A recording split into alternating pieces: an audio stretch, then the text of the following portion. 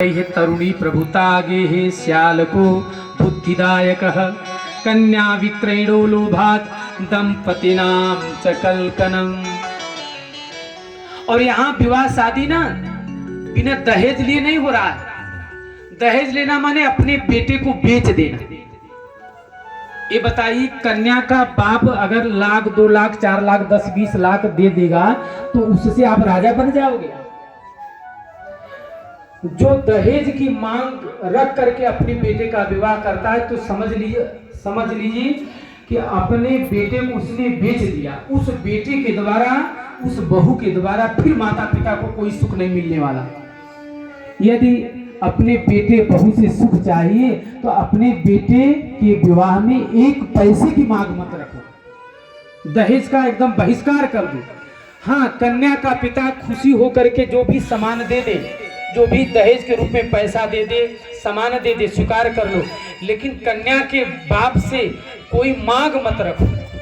जिस बेटी को बाप ने 20 वर्ष तक, 18 साल, 20 साल, 21 साल तक अपने कलेजे से भी बढ़ करके, समझ करके, हृदय का टुकड़ा समझ करके पाला पोसा, और उस कन्या को आपको दे दिया, इससे बढ़ करके क्या दहेज हो सकता है क्या? लेकिन अभागे लोग हैं जो कन्या के पिता से दहेज की मांग रखते हैं। लोग कहते हैं कि महाराज हमारी पत्नी बेवफा हो गई, हमारा बेटा बेवफा हो गया, हमारी बहुएं बेवफा हो गई। नहीं, सबसे पहले बेवफाई हमने प्रारंभ की। कहां से? जय जय श्री राधे। मन में ठान लो कि हम विवाह करेंगे, कन्या के बाप से हम मांग नहीं रखेंगे। और जो कन्या के बाप से कोई मांग नहीं रख सकता ना, और रखता नहीं, उसको भगवान फिर कभी कुछ कमी रखेंगे भी नहीं।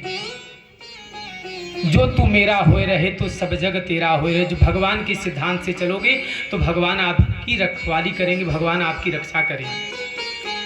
आप भागवत कथा श्रवण करते हो, राम कथा सुनते हो, शिव पुराण, देवी भागवत, भक्तमाल सुनते हो, सब सुनो, लेकिन कथा सुन करके केवल एक कान से सुन करके दूसरे कान से निकाल मत दो।